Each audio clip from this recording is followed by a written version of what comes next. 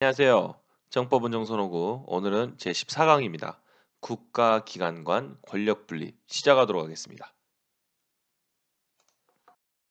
오늘은 우리나라 헌법에 의거하여 국가기관이 어떻게 구성이 되어 있고 그 국가기관들이 어떻게 서로 간에 견제와 균형을 통해서 국민의 기본권을 보장하고 있는지를 학습하는데 그 목적이 있습니다.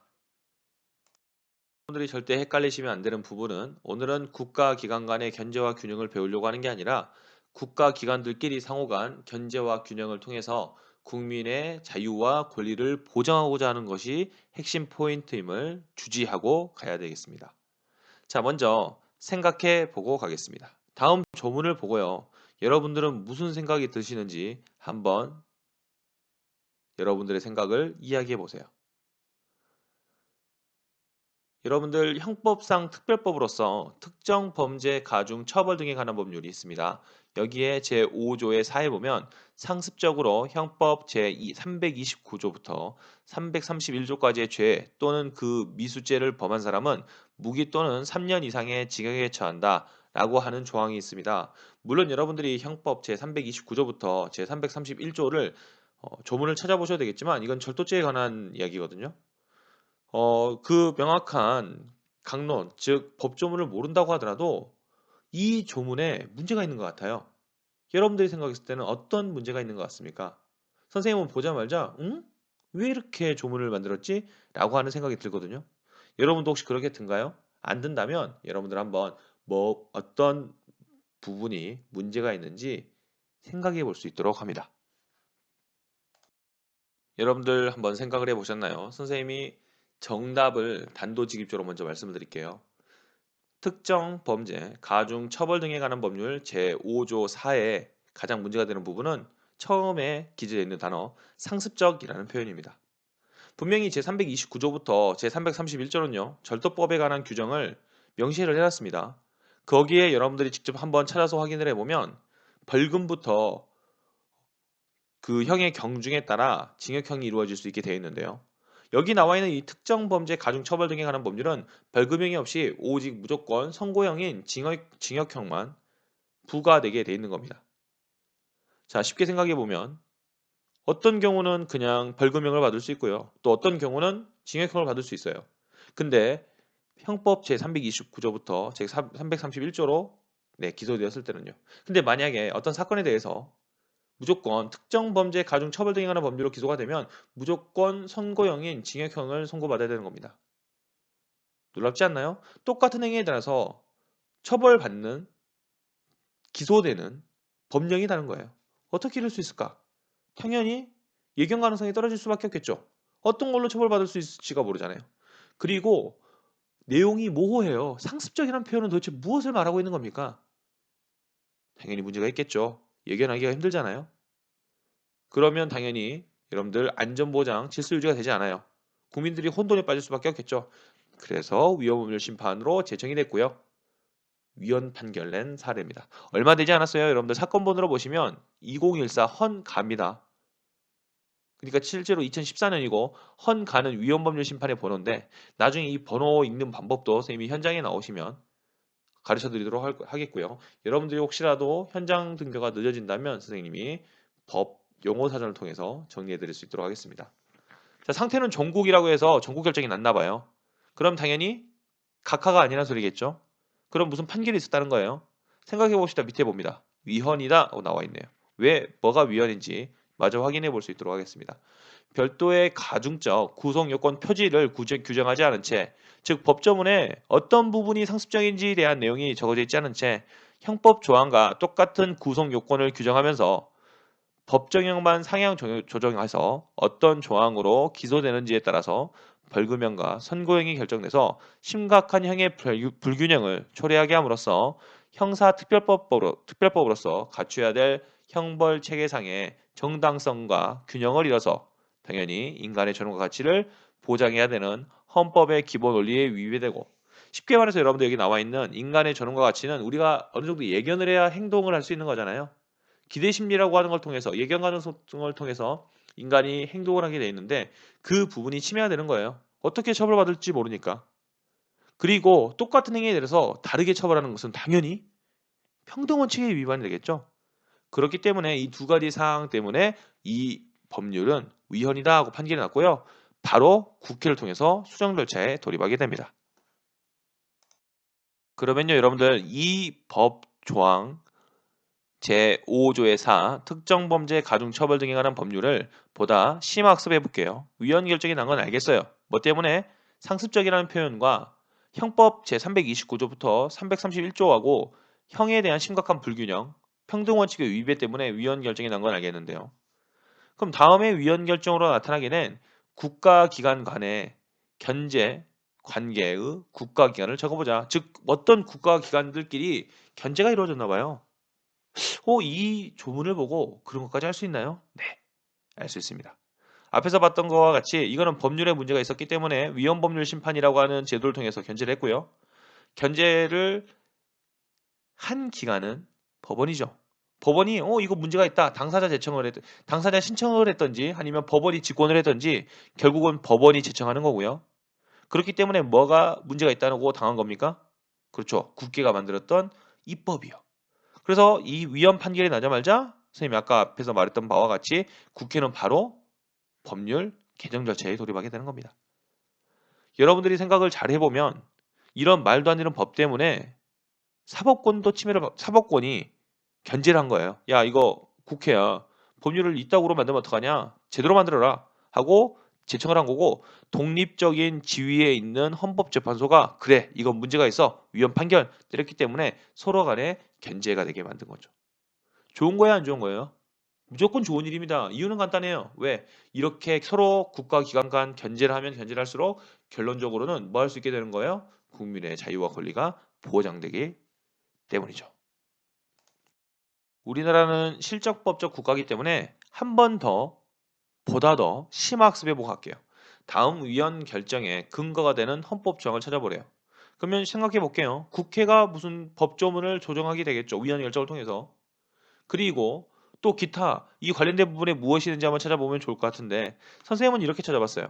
헌법을 찾아보니까요. 제40조에 입법권은 국회에 속한다 해서 위헌 결정이 났을 때 법을 개정하더라도 반드시 그 절차는 국회에서 이루어지는 거구나. 헌법 제111조 1항에 보니까요. 헌법재판소는 다음의 일을 한다라고 적어져 있어요. 첫 번째 뭐가 있습니까? 법원의 제청에 의해서 법률의 위헌 여부를 심판하는 위헌법률 심판을 하게 되어 있습니다. 여기서 제일 중요한 단어는 뭐예요? 법원의 제청이죠. 법원이라고 하는 국가기관이 무엇을? 국회라고 하는 입법기관을 견제하게 되는 사건이었다라고 정리해 볼 수 있는 겁니다. 결론적으로 여러분들이 이 조항의 위헌 판결을 통해서 국가기관의 견제까지 말씀할 수 있게 되고 헌법재판소의 권한까지 확인하게 되는 굉장히 좋은 판례라고 생각을 합니다. 국가기관. 선생님, 국가기관이라고 하는 것은 무엇을 말을 합니까? 대한민국은 국가기관으로서 대표적으로 크게 3개, 입법기관, 사법기관, 행정기관을 배웠고요. 그 입법기관으로서 국회, 행정기관으로서 대통령과 행정부, 그리고 사법기관으로서 법원과 헌법재판소를 우리는 이전 강의 등을 통해서 확인했어요. 국회라고 하는 것은 당연히 국민의 대표권 선거를 통해서 선출되었던 대표기관으로서 법을 제정하고 그 다음에 국정을 통제하는 기능을 가지고 있었어요. 선생님이 입법에 대한 걸로 두 가지 법률 개정과 혹은 법률 제정 그리고 헌법 개정에 관한 이야기가 굉장히 중요하다라고 말씀을 드렸고요. 국정 통제에 관한 부분에서도 빨간색으로 포인트를 잡아주면서 중요한 부분들을 체크했었습니다. 잘 확인할 수 있도록 하고요.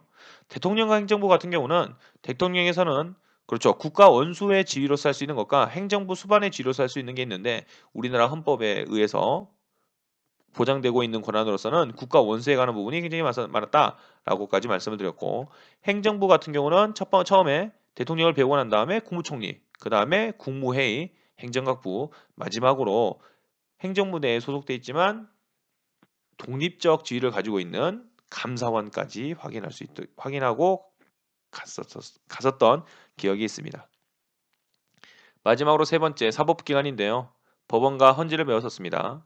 법원은 대법원과 각급 법원으로 분류가 돼 있었고 그 분류의 여지는 누가 임명하는지 임명권자에 의해서 그리고 그 임명을 받을 때 반드시 국회의 동의를 받게 되는 이런 형태를 통해서 구분이 되어 있다라고 하는 부분 봤었고요.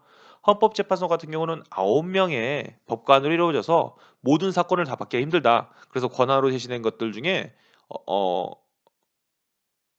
몇 개가 있었죠? 첫 번째 위헌법률 심판, 두 번째 탄핵 심판, 정당해산 심판, 그리고 권한쟁의 심판, 헌법소원이 있었는데 헌법소원의 종류는 두 개, 권리구제형 헌법소원, 그렇죠. 위헌심사형 헌법소원. 위헌심사형 헌법소원은 위헌법률 심판하고 어떤 연계성이 있는지 확인하라고 그랬고요. 권리구제형 헌법소원 같은 경우는 보충성의 원칙을 반드시 지키고 오십시오. 왜? 9명의 헌법재판관이 하기에는 너무 많은 사건들이 제청될 수 있으니까요. 이렇게까지 봤던 거 기억을 잘 할 수 있었으면 좋겠습니다. 그리고 하나 더 덧붙여서 법원에는 심급 제도라고 하는 게 있었는데 반드시 3번 하는 게 아니었습니다. 불복했을 때 3번까지 할 수 있고 그 절차를 통해서 뭔가 문제가 있을 때는 4번까지 가능했다. 파기환송이라는 용어를 써서 했었죠. 이런 부분들은 결국은 국민의 자유와 권리를 보장하는 데 그 목적이 있었고 그러기 위해서는 반드시 사법기관이 독립되어 있어야 되며 그 사법기관의 독립이라고 하는 것은 첫 번째 법원이라고 하는 지위와 구성에 대한 독립, 두 번째 법원 내에서 공정한 재판을 할 수 있게 하는 법관의 신분상 독립, 그래서 양심에 따라서 재판할 수 있게 돼 있어야 됐고요. 그리고 재판 내의 내용과 재판상의 어떠한 것도 침해할 수 없고 오직 양심을 가지고 재판할 수 있게 하는 재판의 독립까지 총 3가지의 독립이 보장이 되어 있다라고 하는 것까지 구분하고 갔었습니다. 우리나라 헌법에서 국가기관 간 권력 분립을 통해서 3개의 권력 기관이 분립이 되고 서로 간의 견제와 균형을 유지하게 되는 그 초석에는 2명의 학자가 존재합니다. 즉 국민의 자유와 권리를 보장하기 위해서 어찌되었건 모든 것은 명시된 법에 의해서 움직여야 된다라고 하는 입법권과 그 입법권에 따라서 집행을 해야 된다라고 하는 집행권, 그리고 그래서 이 입법권과 집행권은 반드시 분리가 되어 있어야 된다라고 말했던 로크라는 학자가 있고요.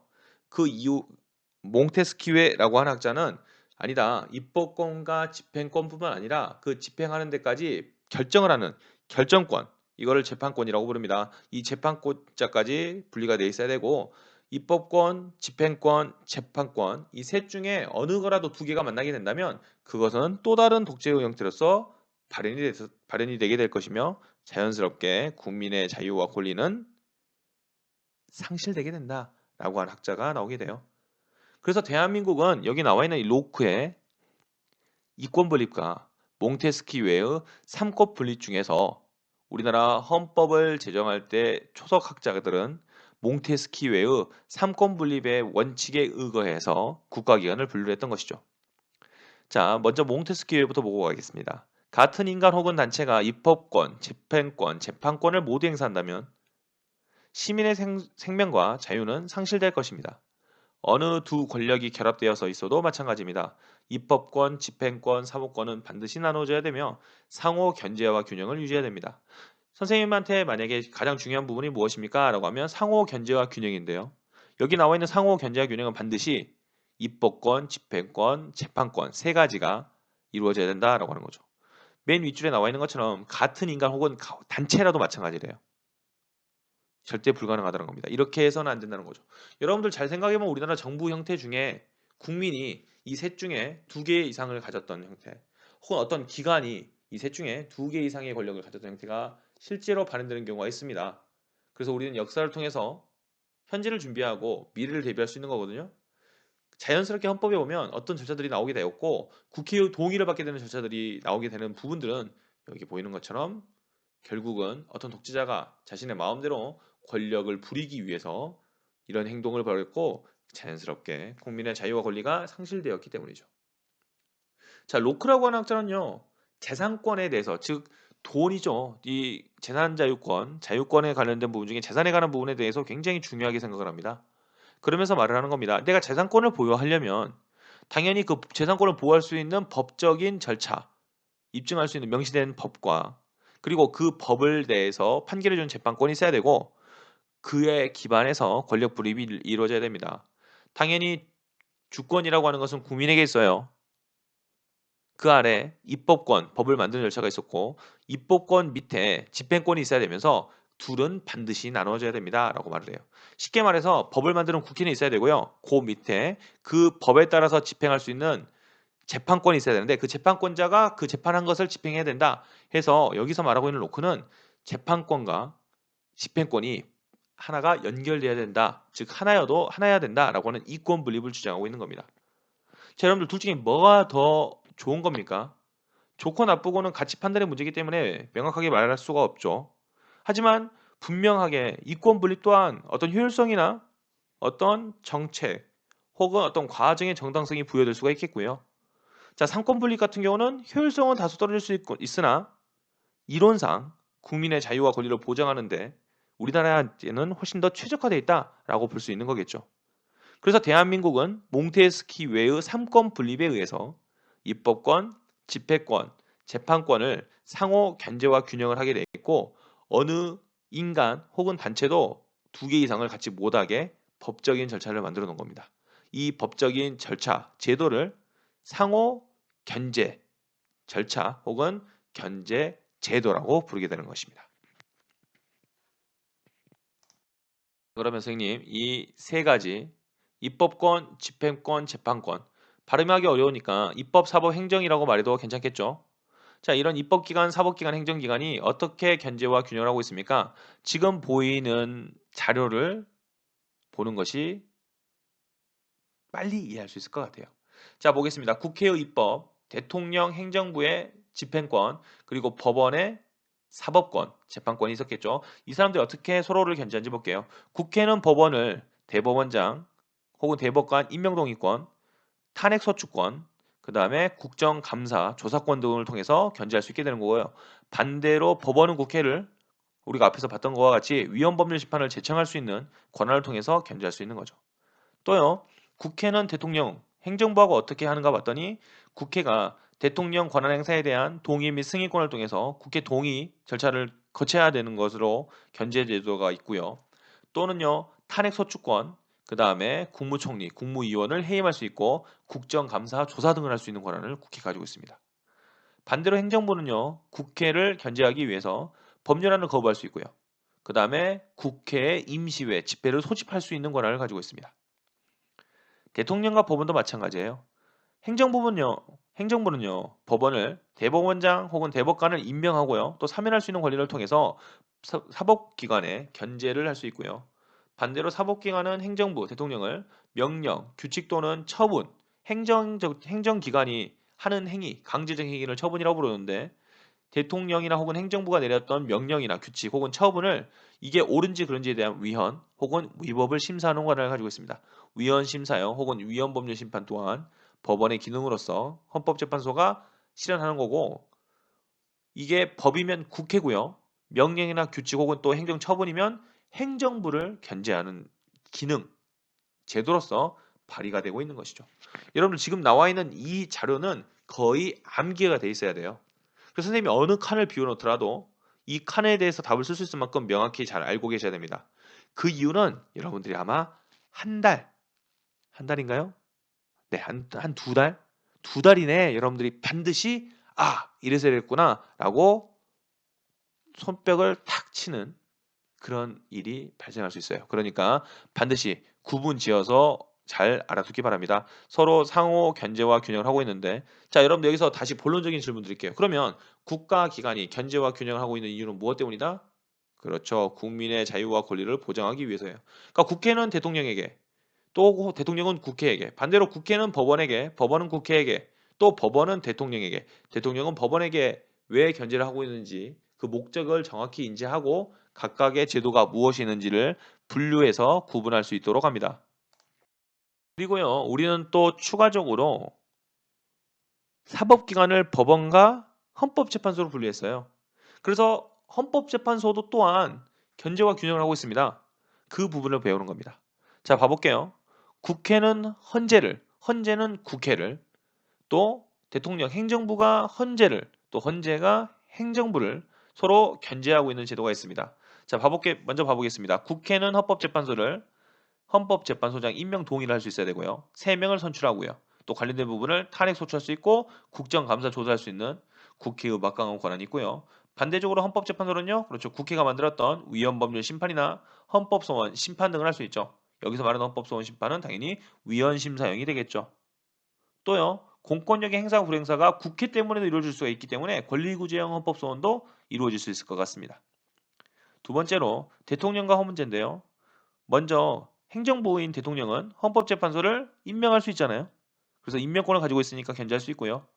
마음에 들지 않으면 혹은 부당하다 싶으면 그런 헌법재판소장이나 헌법재판관을 그렇죠. 해임하고 다시 임명할 수 있기 때문이죠. 반대로 헌법재판소는 이런 행정부를 통해서 헌법소원 심판할 수 있고요. 공권력의 행사 불행사를 따른 권리구제형 헌법소원이겠죠. 탄핵 심판, 대통령이나 고위공무원을 심판할 수 있죠. 직무상, 업무상, 헌법이나 법률에 중대한 하자가 있다고 판단될 때. 하지만 이때 누구의 도움이 필요합니까? 그렇죠. 국회가 소추해야 된다는 거. 이런 부분까지 알고 계시면 여러분들이 하하 국민의 자유와 권리를 보장하기 위해서 어떠한 제도 등이 있고 그 제도들의 절차가 이렇게 되구나 라고까지 설명할 수 있으면 완벽한 대한민국 국민으로서의 지위를 갖고 있고 지식을 가지고 있다까지 되는 훌륭한 능고인이 될 수 있겠습니다. 오늘은요, 국가기관 간 견제와 균형에 대한 이해를 공부했으며, 원론적으로 견제와 균형은 국민의 자유와 권리를 보장하는 데 그 목적이 있었다는 부분 명확히 인지하면서 정법 공식 질문 한번 드려보겠습니다.